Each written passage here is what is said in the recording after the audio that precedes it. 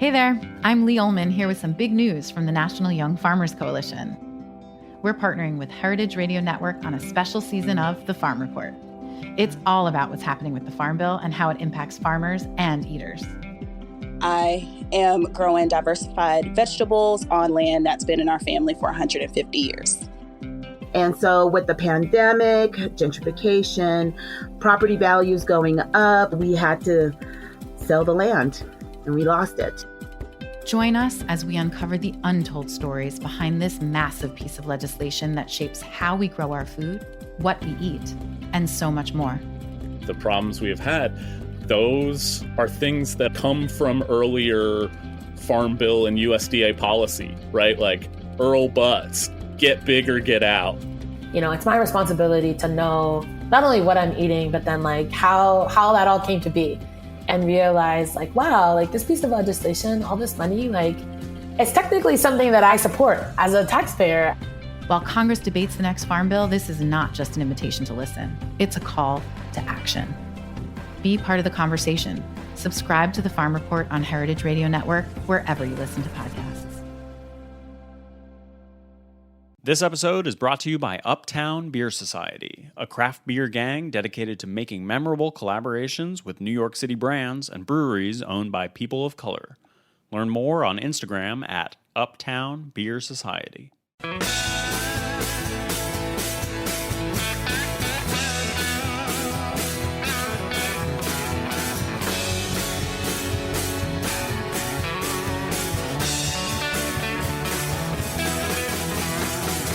Okay, hey, welcome to Beer Sessions Radio on Heritage Radio Network. I'm Jimmy Carboni. I'm the host here on Beer Sessions Radio. Today is Tuesday, February 2nd, 2021. Yes, it's 2021. And we're recording remotely with some folks talking about the California Craft Beer Week that's coming up.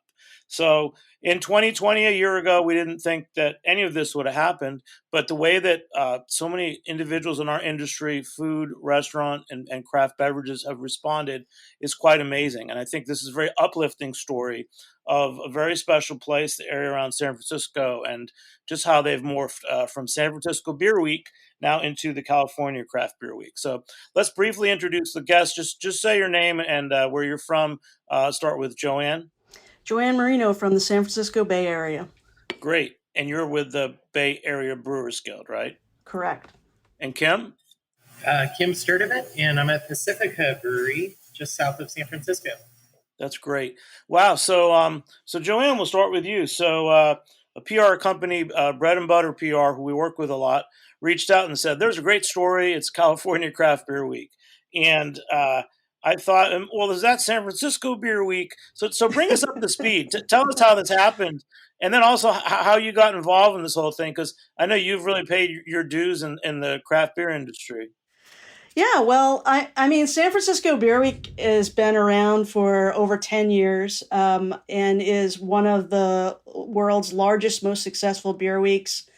It is an astounding activity that happens every February over 10 days. There's hundreds of events. We hold a massive gala normally with over 100 breweries from throughout the Bay Area. And it was a real tough decision as we looked at what happened this past year and what was to come. And, for me, I've had a lot of Beer Week experience in general. I was one of the founders of Austin Beer Week, and I worked with the Texas Craft Brewers Guild back in the day about 10 years ago. And I've been here in the Bay Area for the last 5 years. And I think what we really felt like is we didn't want to try to do business as usual, because it wasn't. The whole climate is entirely different.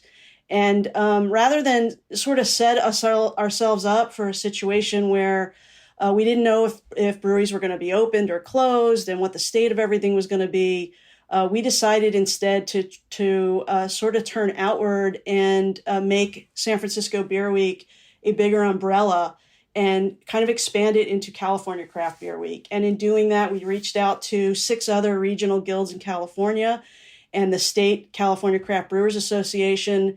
And we basically came together to do a collective, essentially, with our guild leading the way and leading all the organizing and It's been astounding to get the feedback from the other guilds. It's been astounding to work with all these different breweries across the state, and we're really just getting going with the listings now that February's starting to hit. And here in California, the stay-at-home has been lifted, so there's a lot of activity happening, and it's just in time. Our thinking was it's going to be a long winter. How do we help breweries throughout the state, and especially in our region? And this is what we came up with. Well, that's great. So, Kim, tell us about Pacifica Brewery. What is it, and what have you guys been doing during COVID?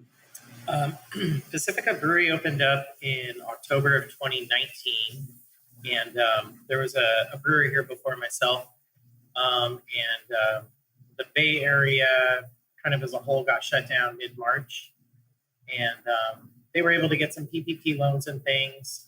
The brewery I was at before here, we weren't really sure what was going on with the whole COVID situation and how safe it was to be together, so we all decided that I should just kind of leave for a few weeks, and with the hopes of getting hired back in a few months or something like that. In the meantime, however, the brewer here left, and I ended up getting interviewing for a job here, and it was a really good fit for me, so I hopped on it. It's really nice equipment, so I'm being able to make the best beer I've ever been able to in my 15-year career so far, and we're still finding our place in the pandemic. We've been reopened for outdoor, shut down again, and we were just able to reopen last week. So we're just doing our best to navigate it all and not waste too much beer and make sure there's lots of fresh IPA on tap when we are able to open and get some cans into the market. Just really use it as a time to do the best we can, promote our brand, get some awareness out there, and kind of dial in all our flavors and processes with the brewery and with the restaurant. And we have a fantastic food program here. The owner is also the chef, and he's from France, and he's cooked all over the world. And we have things like filet mignon and lamb shank and tons and tons of stuff that's all made from scratch. So it's really next level pub food. So it's a great spot. I'm really happy to be here. Kim, is it more like a brew pub, or are you like a one brewer operation? Yeah, exactly. At the moment, it's just me doing everything, so it's been pretty exciting. Yeah, and Joanne, let's focus on some of the other stars of your region. I mean, California is a big state, and you guys expanding from just San Francisco Beer Week to working across the state. Who are a couple of the stars and some of the initiatives that you guys are doing to kick off California Craft Beer Week? Well, one of the first things we decided to do was do a sort of a special auction event and offer guild boxes that are mixed packs that are really bringing together some of the leading stars of each region. So, in LA, we've got breweries like Smog City and Beechwood participating.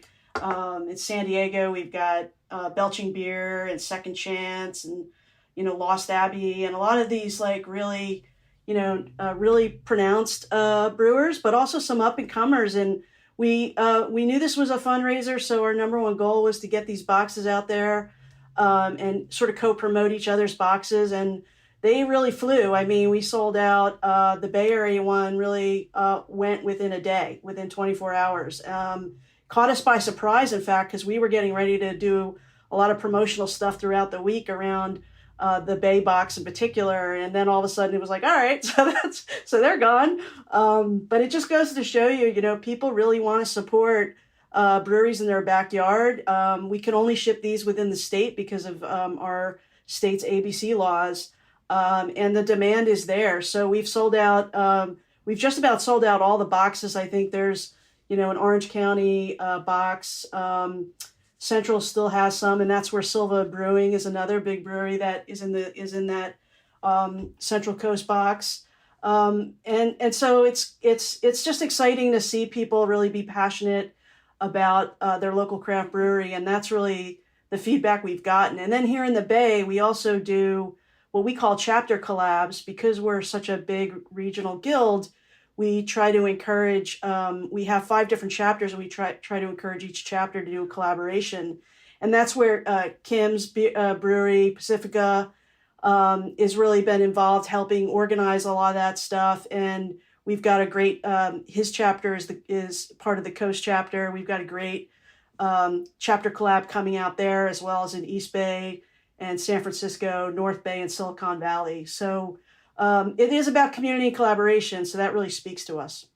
Wow. Kim, we want to talk about that collaboration and some of the other things you've been doing for the Beer Week? Yeah, so that one specifically, I teamed up with a couple other breweries. Discretion is hosting the collab. And so myself and a few of those people all kind of came up with a concept and a recipe. And so we wanted to make a hazy IPA with all New Zealand hops, kind of drawing inspiration from the sharing a latitude with New Zealand and Santa Cruz. And so kind of like on exact opposite sides of the world. So we called it Flipped Turned Upside Down, which is a Fresh Prince of Bel-Air reference, which I was pretty excited about coming up with that name. And everyone loved it, so we rolled with it. And it's using a hop blend from Brewers Supply Group that they've come up with. That's a blend of a handful of New Zealand hops, as well as some Matuika that we got from Hollingberry and Sons, which is a hop broker up in Yakima, Washington. And all the grain for the collab is from Admiral Maltings, who are in the East Bay, just down the road from Faction Brewing. And they focus on all California-grown barley, rye, wheat, oats, and malted all in-house on a very old-style tradition of floor malting and kilning. And they have really spectacular stuff. So great ingredients.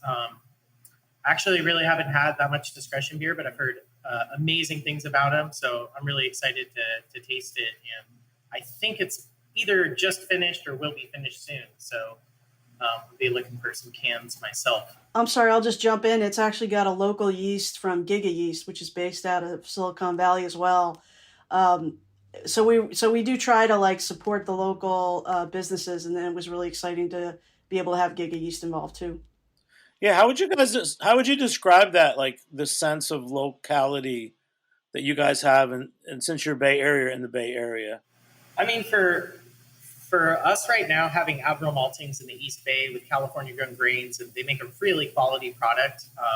Everybody's really happy to have this new ingredient to use and support them. So I'm super grateful that they exist. And then, like Joanne just mentioned, Giga Yeast is who we got our yeast from. And Jim is doing a phenomenal job down there. I'm having really, really great results with his yeast. And it's been so helpful having them as a resource during the pandemic, because his yeast is really high quality, and you get a lot of cells in your packages of yeast, meaning like it's really high levels of concentrated yeast cells for like a pretty good price, and he ships for free in California. So, wow. Hey, Kim, I'm going to go back with you. I just want to hear you've been a brewer for a while, and I know you're very connected in the industry.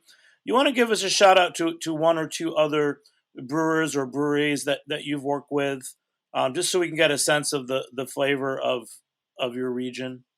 Yeah, you mean like breweries that I've worked for in the past? That sounds good, yeah. Okay. I got my start at Marin Brewing Company, which is a little north of San Francisco in Larkspur, California. And they've been around since 1989. Their brewmaster, Arnie Johnson, is just an absolute legend in the Bay Area and really in the United States. He's won loads of medals at Great American Beer Festival, and pretty much anything he touches is going to be delicious. So I was really fortunate to learn under him. A lot of other great brewers in the Bay Area learned under him as well, including Tim Shawshaw from Cellar Maker. So I was there for about 5.5 years, and then I moved on to Social Kitchen and Brewery, which is in San Francisco. And that for a few years was a one-man show, and eventually I was able to bring on an assistant. But working there, I really got to focus on developing my own recipes and brands and marketing strategies and stuff. So That was a great learning experience for myself. While I was there, I got 2 gold medals for my English Pale Ale called Mr. Kites at the Great American Beer Festival. And I also coined the Brut IPA beer style, which sort of swept the world by storm in 2018 and quickly disappeared in 2019. Well, congratulations for you, man. We did do a show about a year and a half ago about brewed IPAs. Oh, cool. Yeah, no, it was a really fun experience. And at the end of the day, it really gave me an opportunity to converse with a lot of brewers that I don't think I would have been able to, to really reach out to otherwise. And even a brewery in Argentina flew me down to give a lecture at a homebrew conference, as well as do a collab with them. So it was a really fun time. Sad to see the style not really succeed, but I'll keep making them once we're open up again and beer's flowing strong. I think we'll have some space to make some new brewed IPAs. And I'm going to jump in, Kim, and say Kim has done a lot of beer wine hybrids very early on too that have been touted around here. I mean, they're just amazing. And I don't know, Kim, if you want to touch base on that, but I know that's another thing. You like to dabble in style innovation. That's a great line. I really do. Yeah, so I was at Social for about 7 years, I believe, and I just kind of left. One day I decided I needed just a break between jobs because I'd never really done that before. So I took some time off and traveled around the U.S. and traveled to Europe with a big focus on drinking beer and visiting breweries and stuff. And as soon as I came back, I actually had a job lined up with Woods Beer and Wine Company, who are based out of San Francisco. And that was a really cool opportunity because they make wine as well as beer. And they've been also, like myself, been making beer wine hybrid styles for years. And their approach is really fun. They basically get all the grapes and smush them up and just cast the wort straight from the kettle right onto the grapes and use the yeast on the grapes themselves to do all the fermentation. So it's really just like magical. And the beer wine hybrids that are coming out of Woods are some of the most exciting and delicious and really intensely wine flavored of those types of beers that I've ever had. So that was really fun. Woods was a great experience. They make a lot of really wacky things, and they had a 3-barrel pilot system. So I was able to experiment on there and start making some of these humongously sweet pastry stouts that are kind of sweet in the nation right now. And even made a couple of raw beers, which you're literally just going from the mash tun straight to the fermenter and fermenting with a quite yeast from Norway. And it tastes like almost like vegetable juice with botanicals infused into it or something like that. It was really great to have the freedom to experiment with all that stuff over there. So yeah, and now I'm at Pacifica. So that's pretty much my story right there. Well, that's great. And Joanne, I want you to keep asking questions because you're good. I'm going to ask you a question now, Joanne. So going way back a year ago, what are you? I'm always interested in a Brewers Guild person. What tasks do you do usually for your job, and what were you doing differently, or that was something you had to add on to make it through this last year? Well, I mean, most guilds, their primary function is twofold, focused on legislative and focused on marketing their members and their region to tourism. Regional guilds in California here, we have a number of regional guilds because the state's so big. The regional guilds are fortunate in the sense that we can, really focus on marketing members, and we do a lot of events, and we're focused on, just trying to help bring tourism to the Bay Area and help co-promote our members to local craft beer lovers. When COVID hit, it really turned a lot of things upside down in our region, where we have 12 counties compared to San Diego, which has 1 county, for example.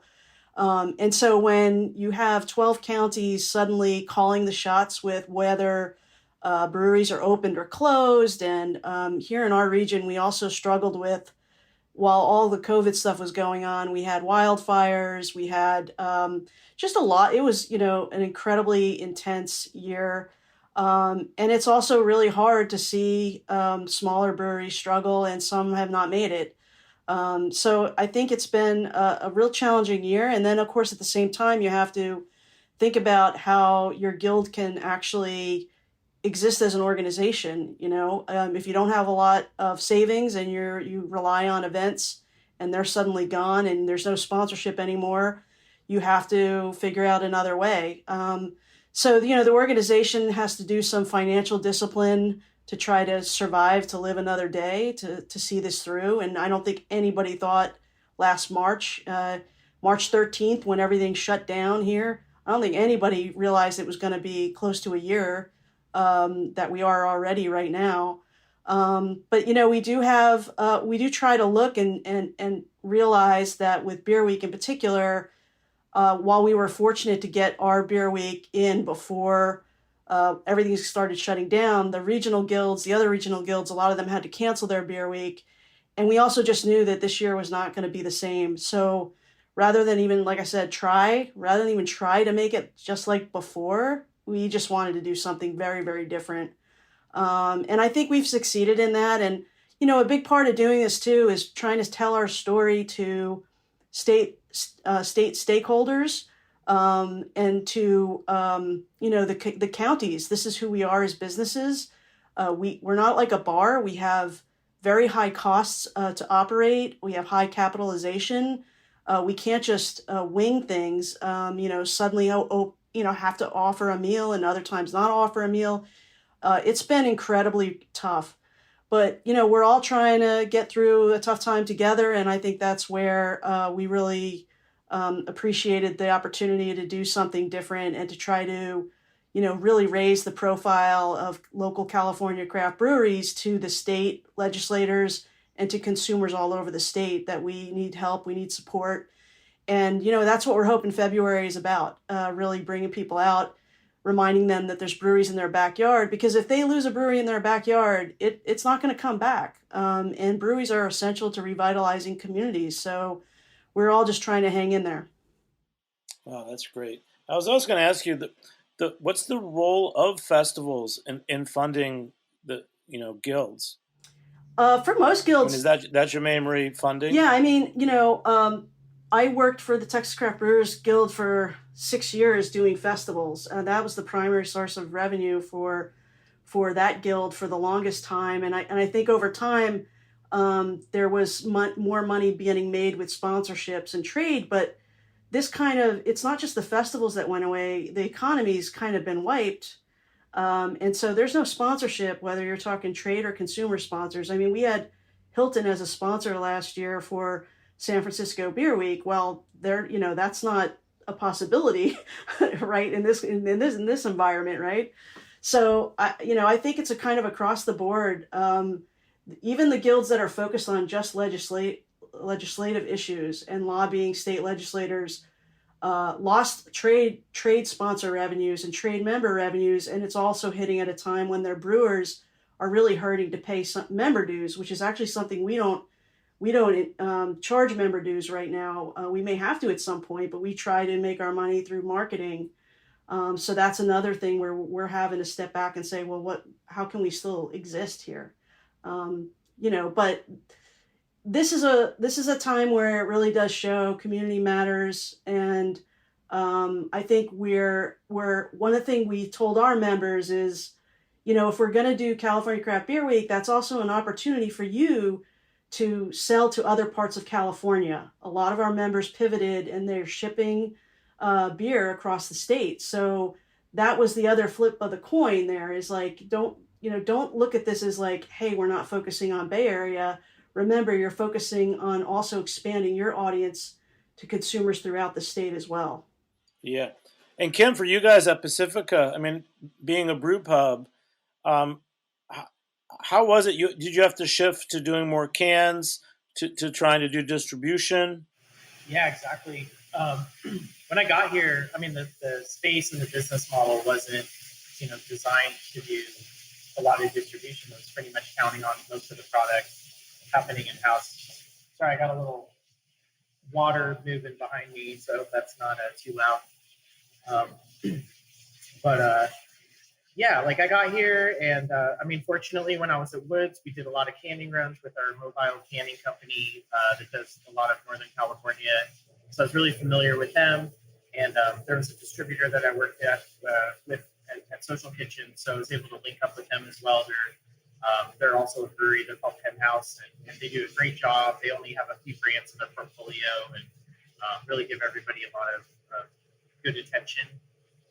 So I was able to kind of plug all these pieces together and really help the company kind of, at least make some beer, move some beer, get some exposure for our brand out there in the market in these times. So we've been really just like fortunate everything's working as well as it is at this point. So, we're just doing the best we can. Kim, are you in the brewery now? I am, yes. So what are you making, or what's that process going on? Our water filtration is back flushing itself at the moment, so I didn't realize That's exciting. I was going to do that today. You like that, don't you, Joanne? I do. It's the little things. And Kim, what do you, a question you would have for Joanne, whether it's something about the Brewers Guild or how it can help you, or I don't know. You just ask Joanne a question because you guys have a good rapport. I think in general, something that I'm curious with about everybody is what have you learned throughout this pandemic in terms of maybe like virtual events or whatever that you would utilize moving forward post-pandemic when we are allowed to do things in person again. Have you had any experiences that you're like, wow, that was a really good idea, and we're just going to do this in the future again? Like, will we do guild boxes again in the future to ship around the state or anything like that? Great question. Joanne? Well, I think everything's on the table right now. I think one thing we're learning is everybody, the breweries that adapted and pivoted and, really realized that, they had to change their model, definitely are doing better, I would say. It's fair to say that's true for the most part. But I think one of the big things that's this intangible with guilds is that it is a community.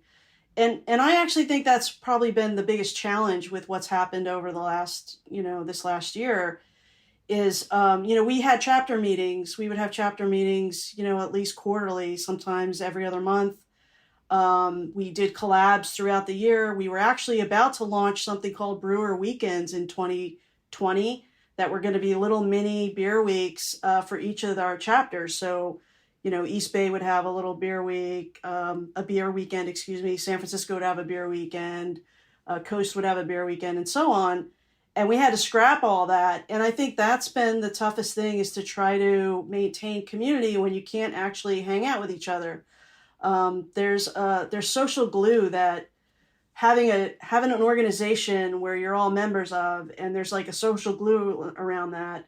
I think that's been the toughest thing that everybody's missed. And I don't think we realized how important it would have been to like put a lot of that structure in virtually early on until we were well into it. And then it was, then things got really hectic and crazy again.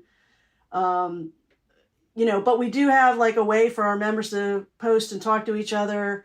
And that's, I think, a top priority to try to get that back, because that social glue is what helps you survive these kind of tough times.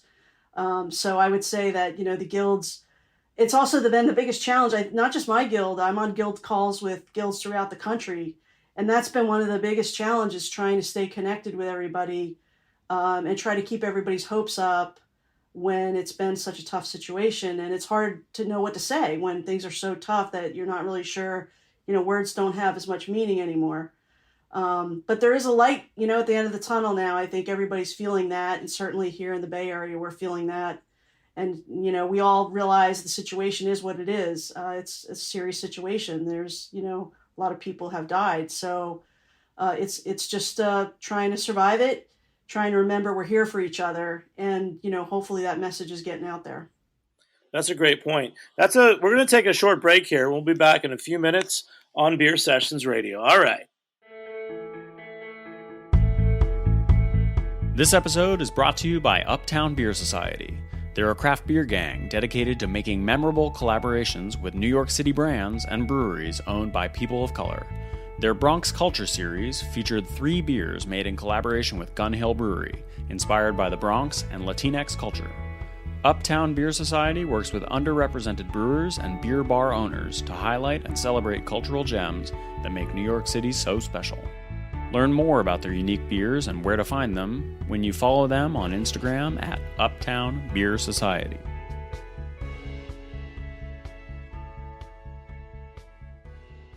Hey, welcome back to Beer Sessions Radio on Heritage Radio Network. I'm Jimmy Carboni, and it's a good time to become a member, heritageradionetwork.org. We're talking California Craft Beer Week with Joanne of Bay Area Brewers Guild and Kim of Pacifica Brewing. So, Joanne, you were just talking about the social glue that's missing.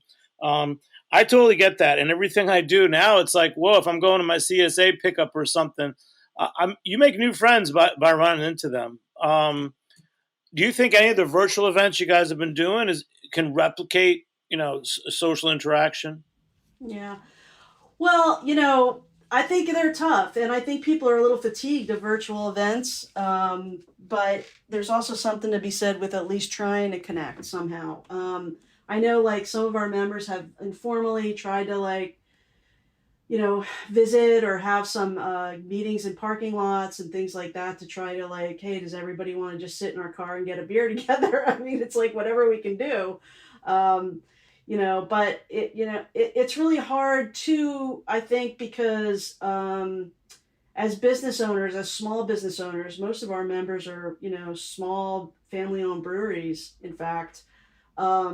It's really just trying to keep up with all the changes and all the pivoting and shifting with hiring labor and making sure, a lot of breweries here are just tasting rooms, and we had a meal requirement. So suddenly they had to figure out food partners, and then there was openings and closings. So it's been really, I think one of the things that we set out initially was we don't want to tax our members. We don't want to create yet another thing they need to do or feel like they have to do. But that, that comes with the trade-off of missing that social glue. But when everybody's so overextended, that's what we're hearing over and over again. Everybody's overextended. People had to let staff go, so they're also doing the work of, 3 people instead of, 1 or 2 like they used to, right? So I think that's the tough part, is everybody is trying to do a lot with a little, and just trying to stay so they can keep their doors open.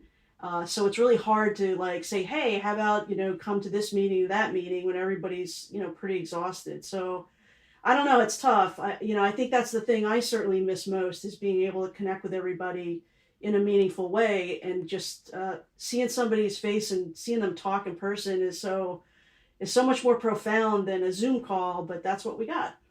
Yeah. Well, you guys are doing a great job. I'm really impressed with the California Craft Beer Week setup. San Francisco Beer Week. So let's talk about that, going back 10 years.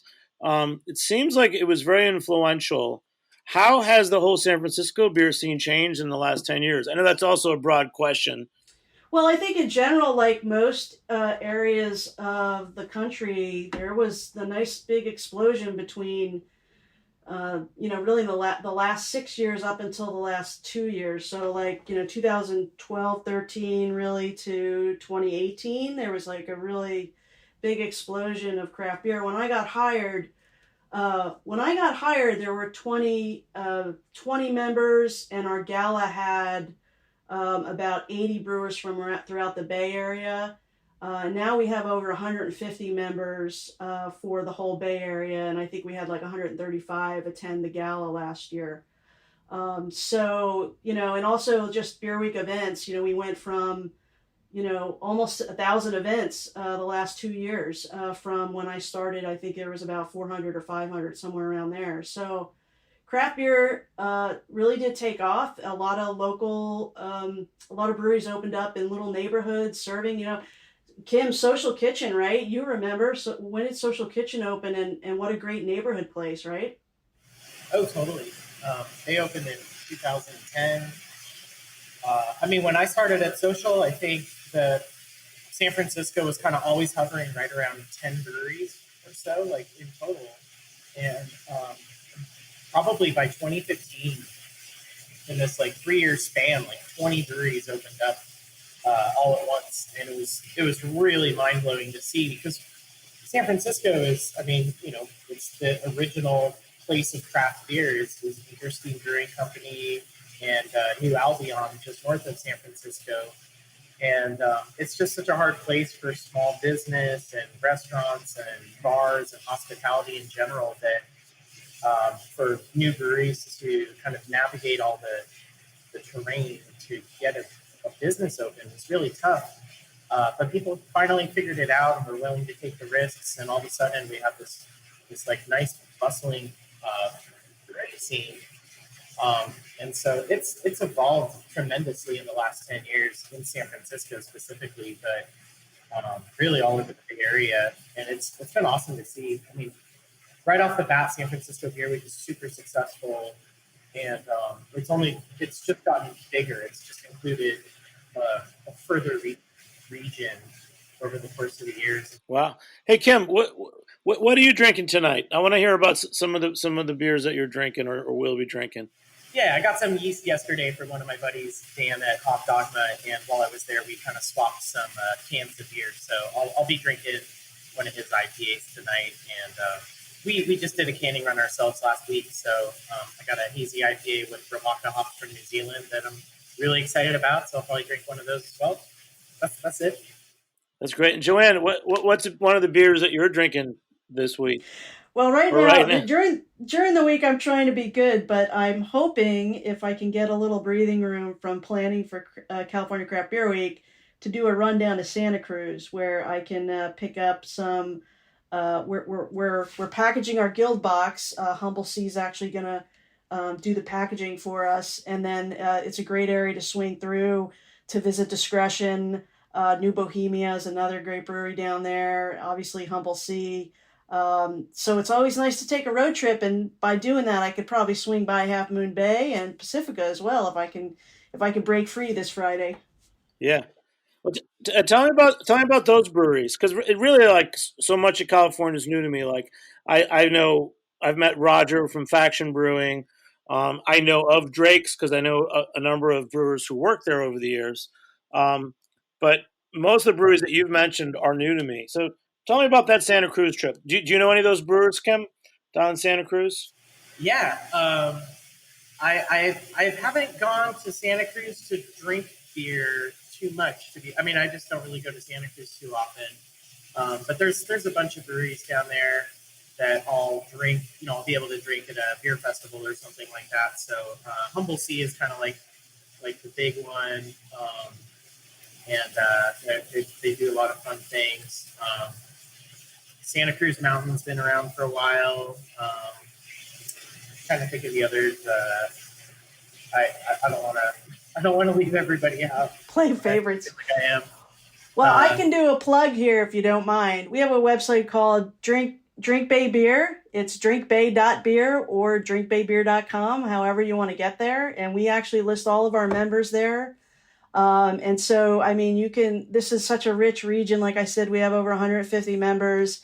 And you can go up to Healdsburg and you can hit Santa Rosa where, there's Fog Belt and Russian River, of course, and Cooperage and Shady Oak. And then you can swing down through East Bay and hit those places, bop into the city. You could bop out to Silicon Valley where there's even more brewers, and then go all the way down to Monterey, where Alvarado would be at the sort of the other end of the spectrum. So we've got a lot of really, really fantastic breweries in here. And, I would just say, it all started out of San Francisco, right? So, that's where our heart is, so to speak. And there's great local breweries there like Harmonic and Laughing Monk, and Bear Bottle is another hot one, Fort Point. So we have no shortage of really, really great beers, and even great brew pubs like Thirsty Bear. Bartlett Hall Black Hammer. And it's just we have a wealth of fantastic breweries. So I like Kim. It's really hard to just like say, oh, this is the one I'm going to hit. It's hard to pull favorites. Yeah, I think my head exploded when you asked the question. Well, it's huge. I mean, hundreds of breweries. I'm totally down to come visit because I have not been in San Francisco in probably 30 years, and I love hearing about your beer culture out there. Kim, your innovation, the brewed IPA. Do you mind just rehashing that for us? How did you come up with the brewed IPA? Because I remember, for a hot minute, everybody was doing that. Yeah. Wow, I haven't had to tell this story in about a year, but so now it's fresh. Yeah, this might be a fresh telling. Basically, got hip to using an enzyme in the fermentation from my buddy Tim at Cellar Maker. And so I was making a triple IPA with it. And the strategy with that was to kind of be able to start with less sugar and finish with no residual sugar and end up with this 11% beer that wasn't as sweet as most triple IPAs tend to be. So I thought it was a really good strategy in that practice, and then wanted to apply it to see if I could make a 6 to 7% IPA with zero residual sugar and just be bone dry, with the idea of it having a drinking experience, akin to like a really dry champagne. So I kind of molded over for a while, and one day, brewed one and was like, all right, let's do this. And was talking to one of my friends who's a big wine person, and was kind of picking her brain about, like, what can I call this? Like, what do people call really dry, sparkling wine? And she's like, oh, we call it extra brut. And so I was like, all right, that's a good name, to call this style. So kind of had the concept and a name for it, and threw it all together and made this super pale, bone dry, hoppy beer that was, 6.5% or so, and posted it on Instagram, and everybody in San Francisco, all my brewer friends, kind of hit me up and were like, yo, man, I'm going to come by and try this and see what's going on. That sounds really interesting. And Seth from Magnolia popped over pretty quick after, my buddy Phil from Triple Voodoo, Tim from Cellar Maker, John Galooly got some from Drake's. One of their employees, Brian Steck-Schulte, who was also a director of the Guild before Joanne, came by and snatched some up. And so kind of like within a month or two, several breweries in the Bay Area were starting to experiment in making them. And fast forward like 4 months after that, our local paper, the SF Chronicle, did a big story about it. And that was when it really just spread across the world. And the next thing I knew, I was getting emails from people in Russia, all over the country, people in Brazil and Australia. They had all, read the article, were asking me, like, what are you doing? How do you do this? And it just took off. And kind of the failure of the style, I think, was that it's a really difficult beer to make, not only because of the balance of it, because it's such a strange balance of having no residual sugar in a beer with a lot of hops, which add bitterness, but also just the technicality of dealing with all the kind of like the issues of using enzyme. And so I was constantly experimenting and upgrading my processes and constantly improving the beers that I were making. And I think other people, would try to make one or two, and they just wouldn't really turn out that good. So they just gave up on it. And that multiplied by, all the breweries that tried it. I think, so few of them actually were successful with it that eventually the consumers were like, these are terrible. Like, why are we drinking this? And it eventually got kind of a bad rap. So there's still a few people out there making them. And I know other breweries that are even making them and calling them other things, like dry IPA or bright IPA or even just an IPA that happens to be really dry. So it'll be interesting to see if it ever comes back in some other form, or if, maybe a hype brewery makes a really good one 5 years from now, kind of as a joke, and everybody really digs it. Well, it sounds like it became the flavor of the month, but it sounds like you've actually you may have quietly influenced that new style. And you're right, it's probably certain quality brewers will keep at it. You know. And I can vouch for the fact that, having had Kim's version of it and then trying other breweries, it's an expertise thing, right? Kim's not going to toot his own horn, but I will. He dialed it in and he worked hard at it, and you drank it, and he was zigging when everybody was zagging, right? So everybody's starting to make these more fruity, sweeter IPAs, and then this came out, and it was, the brewers that drank it were just like, oh my God, I've got palate fatigue. I'm so happy to be drinking this, and it tastes great. But it did require that people brewed it well, and when it started blowing up, the quality just wasn't there, and that happened early with hazies, right? I can remember having a hazy from a local brewer who I won't name, and they called it a New England style beer, and I drank it, and I was like, wow, that is not a New England style beer. I don't know what they're thinking.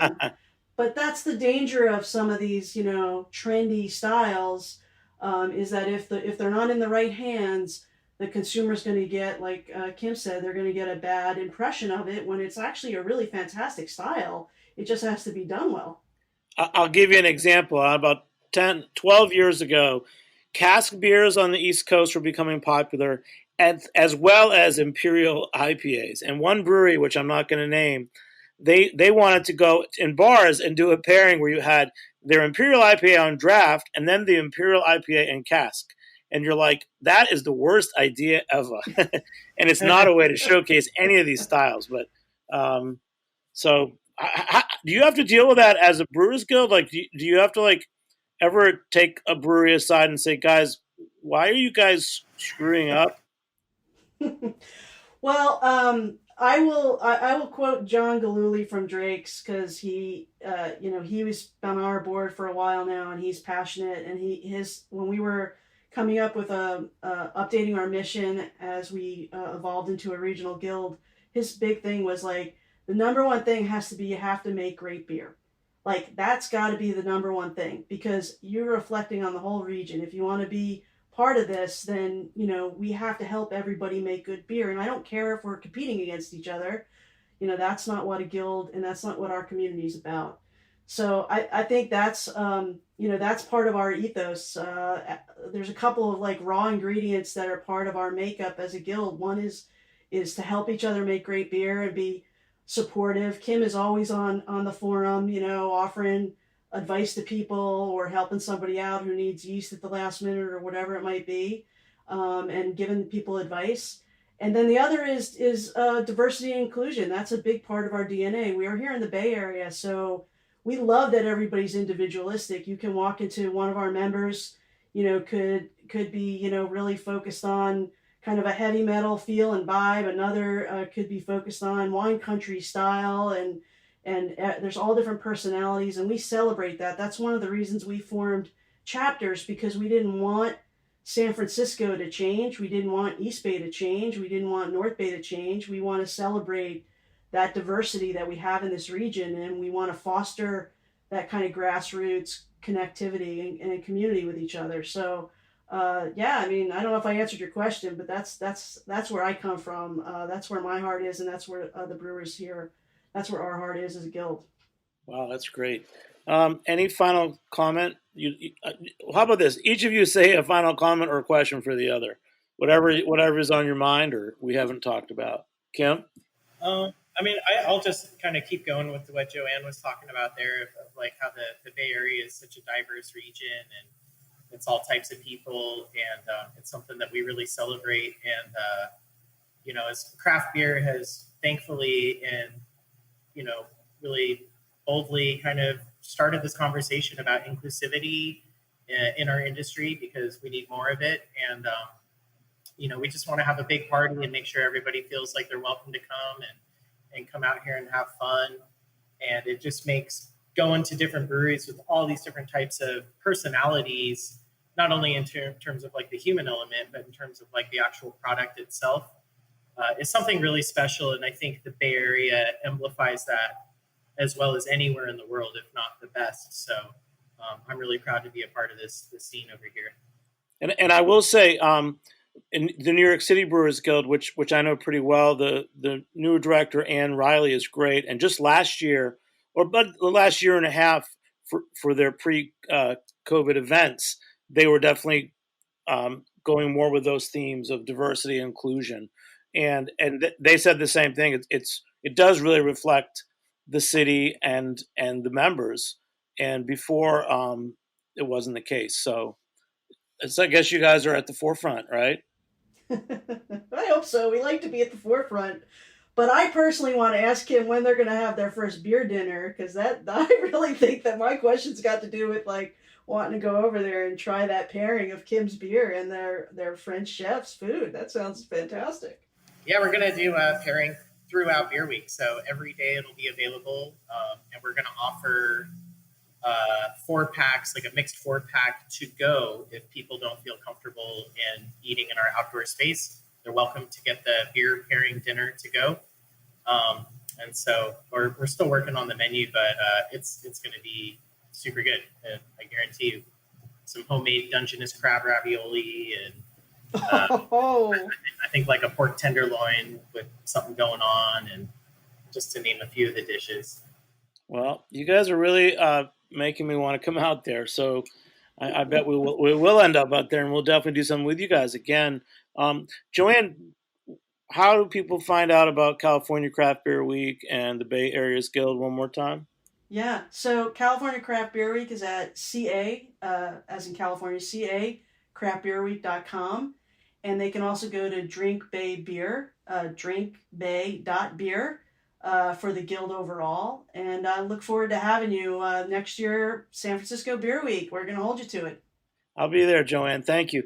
And Kim, thank you so much. I am so impressed, and I'm so glad to have met you.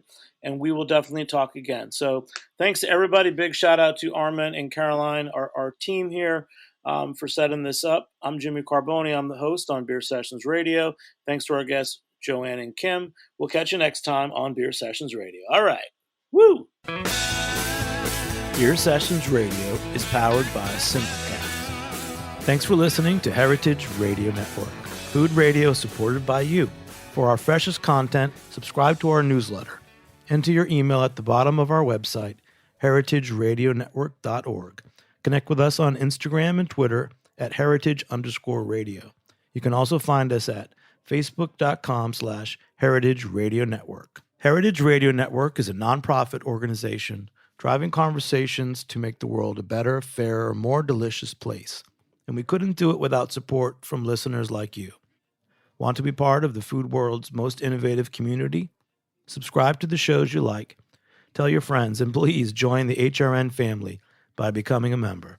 Just click on the beating heart at the top right of our homepage. Thanks for listening.